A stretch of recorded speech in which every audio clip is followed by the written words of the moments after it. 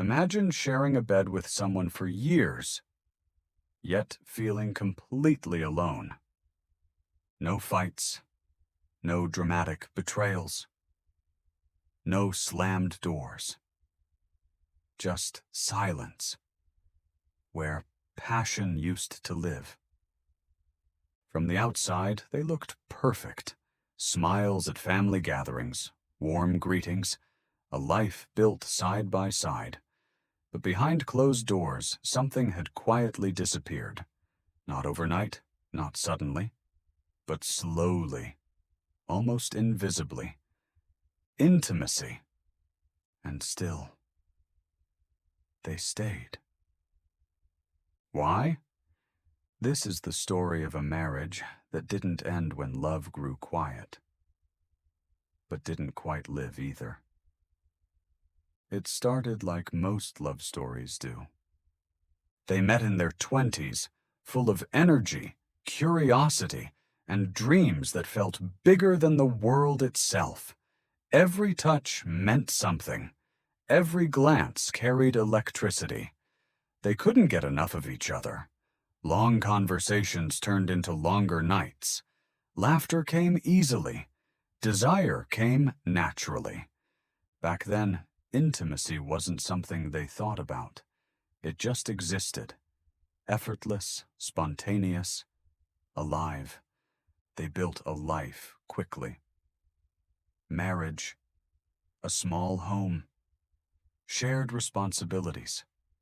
The kind of ordinary happiness that feels extraordinary when you're living it. But life has a way of shifting priorities. Careers became demanding. Bills needed paying. Children entered the picture. Sleep became a luxury. Stress became a constant companion. And slowly, without either of them noticing at first, intimacy began to change. At first, it was subtle. A postponed moment here. A tired excuse there. Not tonight, I'm exhausted. Maybe this weekend. No mood today? Long day. It didn't feel like rejection. It felt temporary, understandable.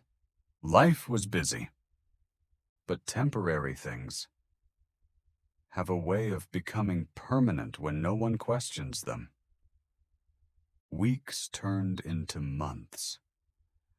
Months turned into years.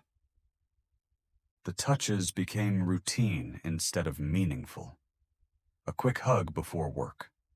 A distracted kiss goodnight. Physical closeness existed, but emotional and intimate connection began fading into the background. And neither of them talked about it. That was the first reason they stayed in a sexless marriage. Silence. Not the peaceful kind, but the kind that avoids discomfort. They both noticed the distance. Of course they did. But bringing it up felt risky. What if it turned into an argument? What if it hurt the other person? What if it revealed something deeper, something they weren't ready to face? So instead of asking difficult questions, they chose the easier path. They pretended everything was fine, and over time, pretending became reality.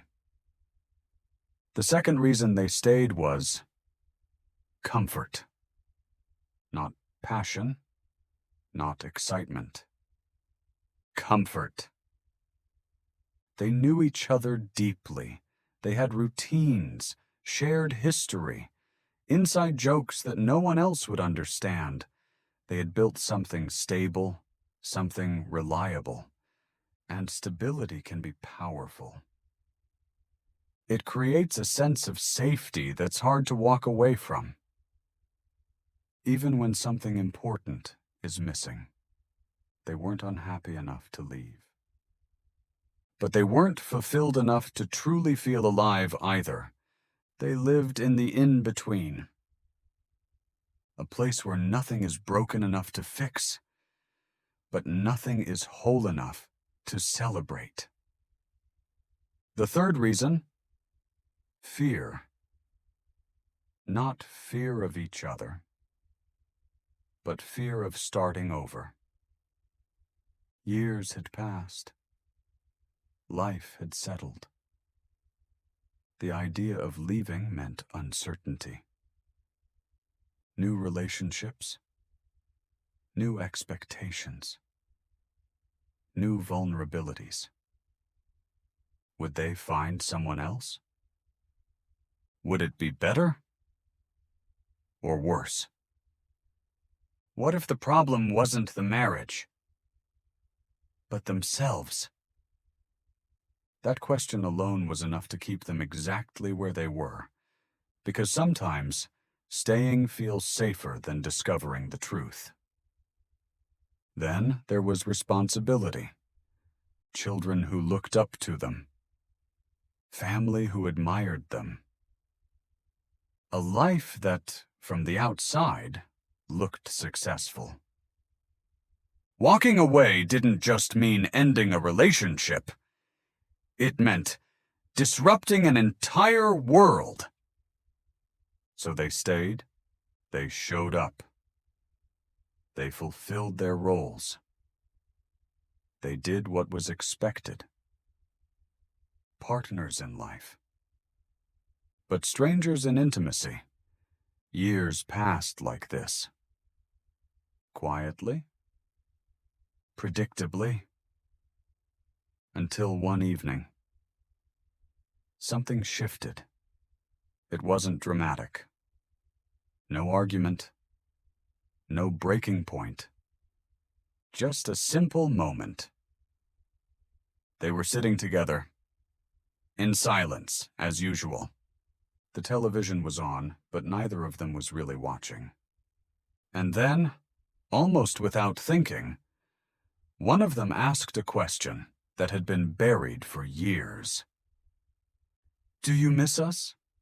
The room changed instantly, not because of the words themselves, but because of everything they carried. It wasn't about blame. It wasn't an accusation. It was honesty, raw, unfiltered, vulnerable honesty. For the first time in years, they stopped pretending. And something surprising happened. Neither of them had stopped caring. That was the truth they had both been avoiding. They thought the absence of intimacy meant the absence of love, but love hadn't disappeared. It had just gone quiet, buried under routine, stress, assumptions, unspoken fears. They realized something important in that moment. They hadn't stayed because they didn't need intimacy. They had stayed because they didn't know how to rebuild it. That realization changed everything, because once you understand the real problem, you can finally face it. The next days weren't easy. Conversations that had been avoided for years suddenly came pouring out. Awkward, emotional, honest. They talked about exhaustion, about feeling unappreciated, about insecurity, about the silent rejections that had built up over time. They talked about how intimacy didn't just disappear. It faded when connection was neglected, and slowly, something began to return. Not instantly, not magically, but intentionally. A longer hug. A real conversation without distractions. A touch that meant something again. They didn't rush it, because they understood now. Intimacy isn't just physical. It's emotional safety. It's feeling seen. It's knowing you matter beyond routine. They started small. And that made all the difference. But here's the part most people don't talk about. Not every story like this ends with passion returning. Some couples stay exactly where they are. And that doesn't always mean failure, because the truth is, people stay in sexless marriages for many different reasons. Some choose companionship over passion. Some prioritize stability over desire. Some accept the relationship as it is, and find fulfillment in other ways. And sometimes, that choice is intentional. But other times, it's not. And that's where the danger lies. Because what starts as acceptance can turn into quiet resentment.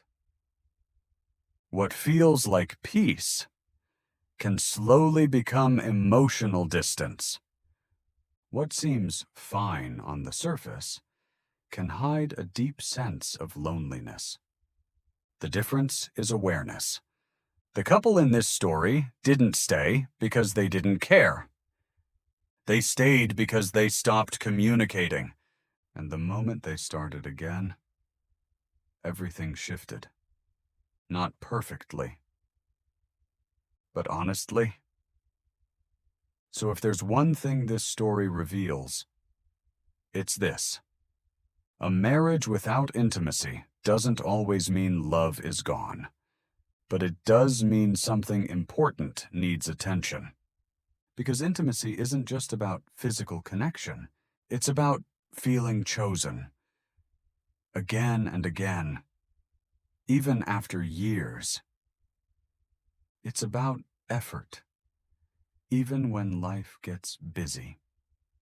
It's about courage, to speak the uncomfortable truth instead of hiding behind silence. And most importantly, it's about recognizing that relationships don't break all at once. They fade quietly until someone decides to notice.